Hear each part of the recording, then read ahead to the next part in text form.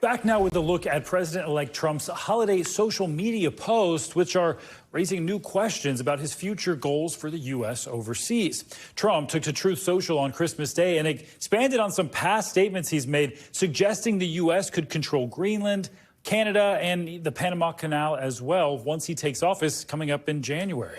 NBC News White House correspondent Aaron Gilchrist joins us now with the latest on this. Aaron, good morning. So this isn't the first time we've heard some alarm over the president's social media posts, of course. And on this same topic, he's previously said the U.S. is being ripped off when it comes to the Panama Canal. He's criticized those fees that Panama charges to use it. So what exactly is he calling for now? And is there any broader context we should be looking at behind this?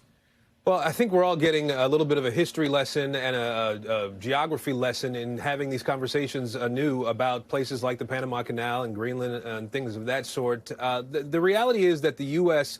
signed a treaty with Panama back in the 70s that started the process of the U.S. giving up control of the Panama Canal that happened in 1999. And so this major transit point is a way that ships get from the Atlantic Ocean to the Pacific Ocean and vice versa without having to go all the way around the southern tip of South America. The president-elect has suggested that the Panamanians are charging U.S. businesses too much money to be able to use the Panama Canal to move their goods around. And as a result of that, he sort of threatened to take back control of the Panama Canal if those fees were not eased up a little bit by Panama. Of course, that country's president said that it controls the canal. It will continue to control the canal, and it's not selling anything. And that's really, Stephen, I think, just the response that we're hearing to what seems like President-elect Trump just kind of thinking out loud. Obviously, it would take more than just the U.S. saying, I want control back for that to actually happen.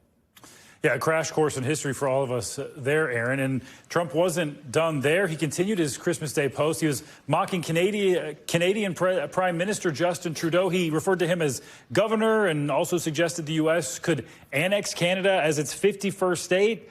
I don't think anyone really thinks that's going to happen. But what is he actually trying to drive at here? And how much is that affecting foreign policy before he even takes office?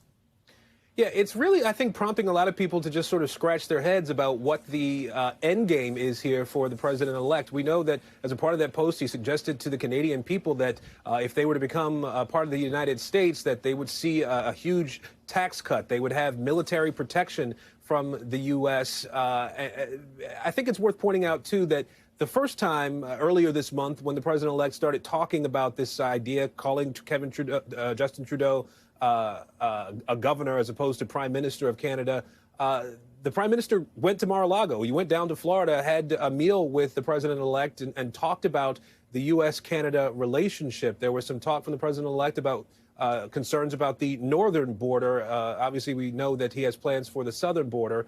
And so this is all just sort of has people paying attention and questioning whether these are things that are just him thinking out loud or if these are actually policy goals that we could see come up as a part of what the administration does once it's in office as it relates to dealing with other countries. Raising a lot of questions and getting a lot of people talking, that's for sure. And the president-elect is still at Mar-a-Lago today, Aaron. No public events scheduled. Can you tell us, though, what should we expect as he begins to ramp up that transition for his inauguration, which is coming less than a month away now?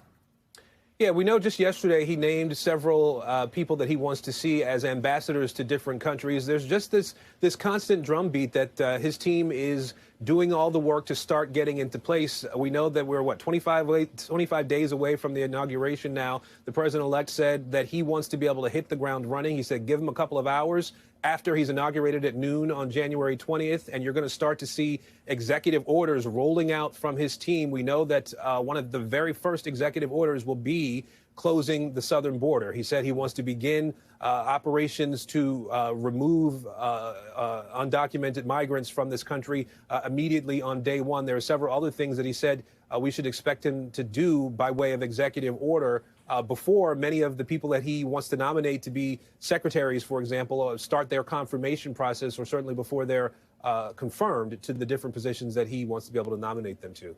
Stephen? A lot of changes coming up in just a little more than 3 weeks now. Aaron Gilchrist, thanks so much. Thanks for watching. Stay updated about breaking news and top stories on the NBC News app or follow us on social media.